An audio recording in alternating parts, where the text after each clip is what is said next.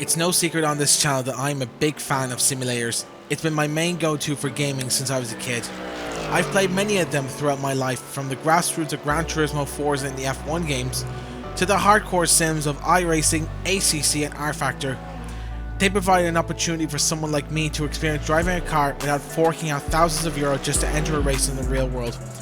And if you do happen to have a crash in the simulator, then there's no foul to it, as you can just restart the race or reset back to the pits where your car will be repaired in a matter of seconds, and you can go back on the track there, no harm, no foul. But in this video, I want to talk about a question that has been on my mind as of late, and that is, how close are these home simulators that we cherish dearly?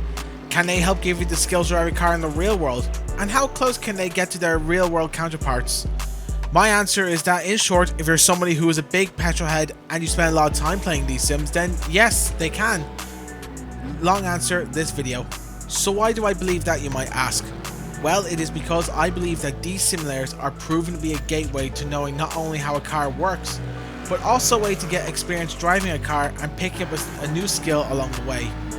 Home simulators like what I mentioned are a great way to experience racing in a virtual world, providing to be a great experience in the real world, even if it's just a matter of minutes. Unlike racing in the real world, where you have to constantly fork out thousands of euros just to get a drive, you can go racing right away in the comforts of your own home, just at the press of a button.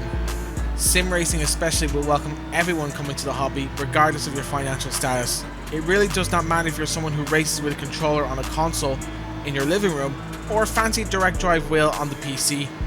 The hobby will welcome you with open arms regardless. I too was once that kid who wanted to become a racing driver in the real world, but as I got older, I realized that because of my financial situation, I knew that would not be possible.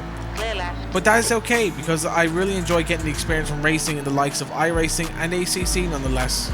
Many of these simulators are different and unique from one another, as they have different data that the developers have collected from laser scan tracks to the cars that have been accurately recreated in the sim to show what their real life counterparts look like. The likes of ACC and the F1 games are officially licensed for that championship, meaning that they can get the data strictly from that discipline of racing, along with the goodies and realism that many sim racers are always striving for. Whereas the likes of iRacing, R-Factor and Automobilista have a variety of cars and tracks available to you what to race on. They might not have the same data as each other, but they can still simulate driving a car and racing very well. To prove my point about what I said earlier, I have a few examples. My stepbrother once told me that he was doing a driving experience in Silverstone where he had the opportunity to drive many exotic supercars there. His instructor at the time noticed that he picked up driving very quickly. The instructor then asked him if he plays a lot of racing games, and when he said yes, proving that simulators can indeed help you pick up the basic skills when it comes to driving a car. Another example was when I was doing my driving lessons. My instructor on the first day was really surprised to see me knowing all the functions of the car, including the gear lever, the handbrake, and all the other good stuff. He was even surprised to see me get the car moving the first time around, as many of his students often had trouble getting the car moving.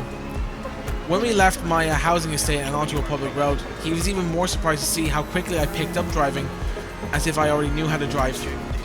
When I told him that I play a lot of racing sims, he soon found out how I managed to transfer what I learned from the sim racing to the real world of driving.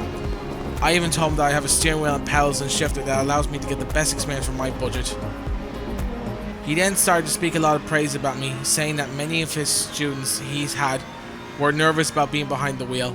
So it looked like I had an advantage coming into my lessons at the time. He even got to have a go at my G29 racing wheel when playing Race for him, where he was crashing a lot but enjoyed it nonetheless. And that's the thing, simulators are also very good at introducing people to motorsport, where it will start out with playing simulators to watching how the guys do it in the real world, which in turn can potentially bring new fans to the world of racing and the many forms of it too. A lot of racing teams use simulators to not only test their cars in the real world, but also give racing drivers a place to practice their craft, whether it's at a major test facility or in the comforts of their own home.